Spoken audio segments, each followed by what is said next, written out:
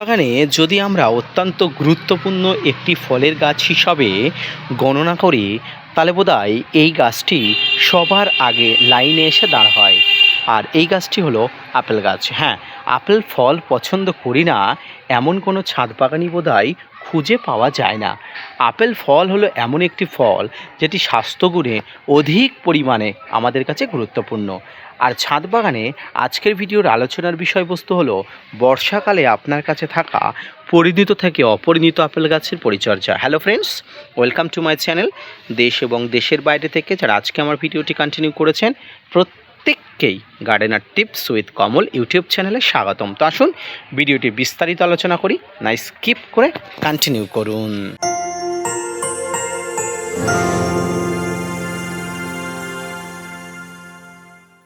দর্শক এবং শ্রোতা বন্ধুরা, পাহাড়ি অঞ্চলের একটি ফল আপেল, তবে উষ্ণ বা নাতিশীতোষ্ণ অঞ্চলে প্রচুর পরিমাণ পারফর্ম করছে বেশ কয়েকটি আপেলের প্রজাতি।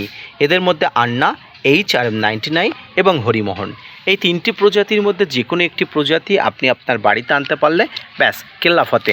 আপনি সঠিকভাবে পরিচর্যা করুন, দেখবেন এরা কখনো বেইমানি করবে না। তবে জাত সঠিক বা অথেন্টিক জায়গা থেকে আপনি নেবেন। ঠিক তেমন একটি ভালো জাতের একটি আপেলের গাছ গত 2 থেকে 3 বছর আগে আমি নিয়ে এসেছিলাম একটি ট্রাস্টেড নার্সারি থেকে। এরপরে গাছটি এই পাত্রে রোপণ করেছিলাম। ধীরে ধীরে খাবার দেওয়ার মাধ্যমে গাছ বড় হয়ে উঠেছিল।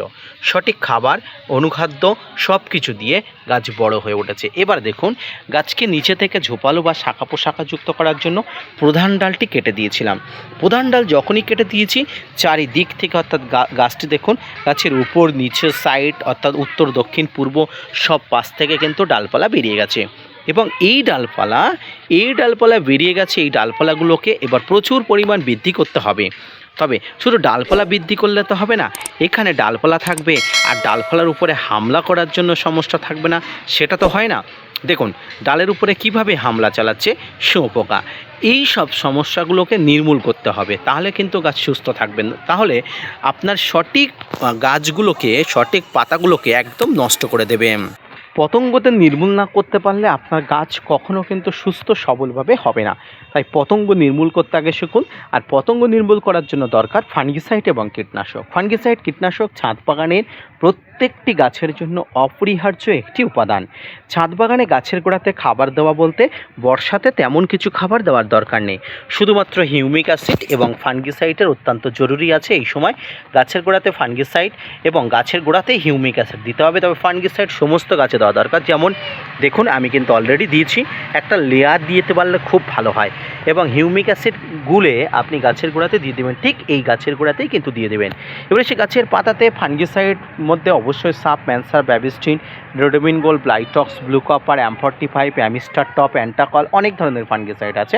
তবে আপনি এই সময় অ্যামিস্টার টপ এবং ব্লাইটক্সের মধ্যে যে কোনো একটি ব্যবহার করবেন। হ্যাঁ, অ্যামিস্টার টপ এবং ব্লাইটক্সের মধ্যে যে কোনো একটি ব্যবহার করবেন।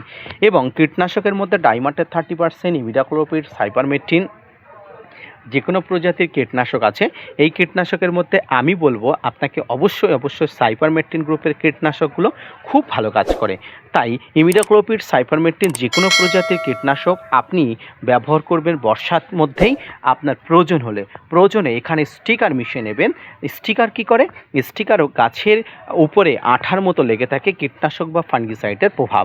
এই কীটনাশক ফাঙ্গিসাইডের প্রভাব যতক্ষণ গাছে লেগে থাকবে ততক্ষণ পতঙ্গর আগমন হবে না। এর জন্য কিন্তু অবশ্যই স্টিকার ব্যবহার করবেন। বর্ষাতে কোনো প্রকার স্পেশাল খাবার দেওয়ার দরকার নেই। যদি তরল খাবার দিতে হয়, একটু সরিষার খোল পচানো জল ছাড়া কোনো কিছু দেওয়ার দরকার নেই। সম্মানীয় দর্শক, প্রিয় শ্রোতা বন্ধুরা, এইভাবে ছাদ বাগানে বর্ষার সময় আপেল গাছের পরিচর্যা করতে শিখতে হয়। আপেল গাছের পরিচর্যা করার মাধ্যমে গাছ বড় করা এবং পরিণত গাছকে সঠিকভাবে বড় করে তুলে ফুল ফলের জন্য উপযোগী করে তুলতে হয়। তাই আজকের ভিডিওটি যে হিসাবে আপনারা শুনলেন, দেখলেন, এই ভিডিওটি যদি ভালো লেগে থাকে অবশ্যই লাইক করবেন। ভিডিওটি যদি ভালো লেগে থাকে চ্যানেলটাকে সাবস্ক্রাইব করবেন এবং আমার পাশে থেকে আপনার ইনকোয়ারি জানাবেন। অবশ্যই আপনাদের আবেদন অনুযায়ী, আপনাদের মতামত অনুযায়ী, চাহিদা অনুযায়ী আপেল গাছের পরবর্তী কোনো ভিডিও আপনাদের সামনে তুলে ধরব। ধন্যবাদ।